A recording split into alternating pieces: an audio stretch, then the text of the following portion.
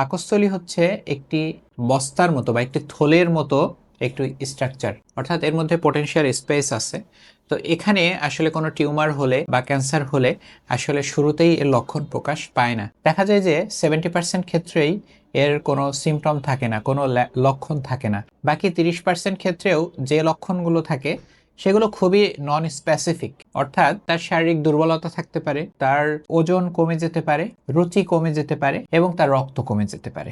এই যে সাধারণ লক্ষণগুলা, এবং এর থেকে বেশি যদি হয় যে তার গলা বুক জ্বলতে পারে এবং তার পেটে ব্যথা হতে পারে। এই যে সাধারণ যে লক্ষণগুলা, এই লক্ষণগুলো একটা মানুষের যদি দীর্ঘস্থায়ী হয়ে আসে বা যাদের বয়স 50 বা তার বেশি বয়স হয়ে গেছে, এ সকল মানুষের যদি এই লক্ষণগুলো দেখা দেয় তাহলে অবশ্যই তাকে ক্যান্সারের কথা মাথায় আনতে হবে। আসসালামু আলাইকুম প্রিয় দর্শক, আমি ডাক্তার মোহাম্মদ তৌসিফুর রহমান, ক্যান্সার বিশেষজ্ঞ, টিএমএসএস ক্যান্সার সেন্টার, বগুড়া। নিয়মিতভাবে চেম্বার করছি ইবনে সিনা ডায়াগনস্টিক অ্যান্ড কনসালটেশন সেন্টার, কানুসকারি, বগুড়ায়, এবং সনো কনসালটেশন সেন্টার, কলেজ মোড়, কুষ্টিয়ায়। তো প্রিয় দর্শক, আজকে আমরা যেই গুরুত্বপূর্ণ ক্যান্সারটি নিয়ে আলোচনা করব সেটি হচ্ছে পাকস্থলী ক্যান্সার। এবং ইতোপূর্বে আমরা পাকস্থলী ক্যান্সারের সাধারণ ধারণা এবং উচ্চ ঝুঁকির কারণসমূহ নিয়ে কথা বলেছি।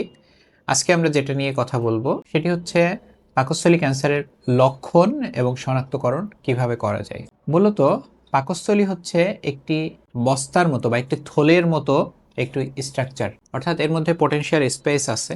তো এখানে আসলে কোনো টিউমার হলে বা ক্যান্সার হলে আসলে শুরুতেই এর লক্ষণ প্রকাশ পায় না। দেখা যায় যে 70% ক্ষেত্রেই এর কোনো সিমটম থাকে না, কোনো লক্ষণ থাকে না। বাকি 30% ক্ষেত্রেও যে লক্ষণগুলো থাকে সেগুলো খুবই নন স্পেসিফিক, অর্থাৎ তার শারীরিক দুর্বলতা থাকতে পারে, তার ওজন কমে যেতে পারে, রুচি কমে যেতে পারে এবং তার রক্ত কমে যেতে পারে।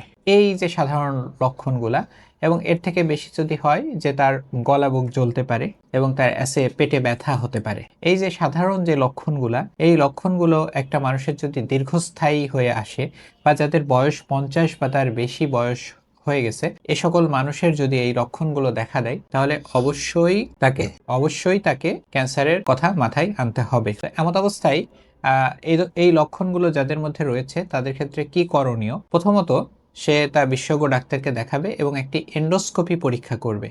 এন্ডোস্কোপি পরীক্ষার মাধ্যমে যদি সাসপিশাস বা সন্দেহজনক কিছু পাওয়া যায় তাহলে সেখান থেকে বায়োপসি পরীক্ষার মাধ্যমে আমরা নিশ্চিত হতে পারি যে পাকস্থলী ক্যান্সার আছে কিনা।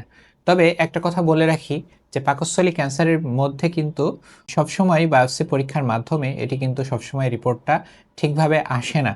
কারণ পাকস্থলী ক্যান্সার ধরন অনুযায়ী একটা আছে ইন্ট্রালুমিনাল, মানে ভিতরে, লোমেনের ভিতরে বা পাকস্থলীর মধ্যের দিকে, ভিতরের দিকে টিউমার হতে পারে। আবার আরেকটা হচ্ছে পাকস্থলীর বাইরের দিকেও টিউমার হতে পারে। তো সেক্ষেত্রে অনেক সময় এন্ডোস্কোপির মাধ্যমে যদি না আসে, সেক্ষেত্রে অনেক সময় দেখা যায় যে সিটি গাইডেড বা আল্ট্রাসোনো গাইডেড বায়োপসি করার প্রয়োজন হয়। এমত অবস্থায় আসলে ক্যান্সারের চিকিৎসা করার জন্য আমাদের শুরুতেই ডায়াগনোসিসটা কনফার্ম হতে হবে।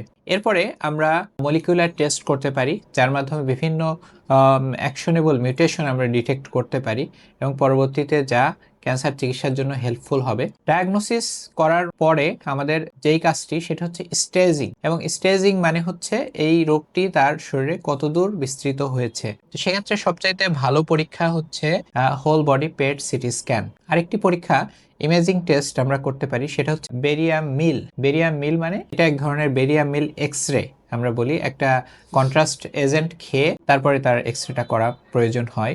এরপরে আরো কিছু পরীক্ষা নিরীক্ষা, যেমন সিটি স্ক্যান, যেমন এমআরআই, এই পরীক্ষাগুলো করা লাগতে পারে। এরপর routine laboratory test, complete blood count, liver function test, renal function test, এগুলো করা যেতে পারে, এবং কার্ডিয়াক ফাংশন টেস্ট যেমন ইসিজি, ইকো করা যেতে পারে, এবং হোল বডি বোন স্ক্যান করা যেতে পারে। তো প্রিয় দর্শক, আমরা পাকস্থলী ক্যান্সারের লক্ষণ এবং এর শনাক্তকরণ নিয়ে আমরা কথাবার্তা বললাম। তো আমরা যেই কথাগুলো আজকে শুনলাম, আমাদের মধ্যে অনেকের মধ্যেই এরকম সিমটম থাকতে পারে। তো এমত অবস্থায় আপনাদের যদি কোনো প্রশ্ন থাকে বা আপনাদের কোনো জিজ্ঞাসা থাকে তাহলে আমাকে অবশ্যই কমেন্ট করে জানাবেন। আমি চেষ্টা করব আপনার কমেন্টের উত্তর দেওয়ার জন্য। প্রিয় দর্শক, আমরা যে বিষয়টা আজকে জানলাম, আসুন আমরা নিজে সচেতন হই, পরিবার এবং সমাজকে সচেতন করি।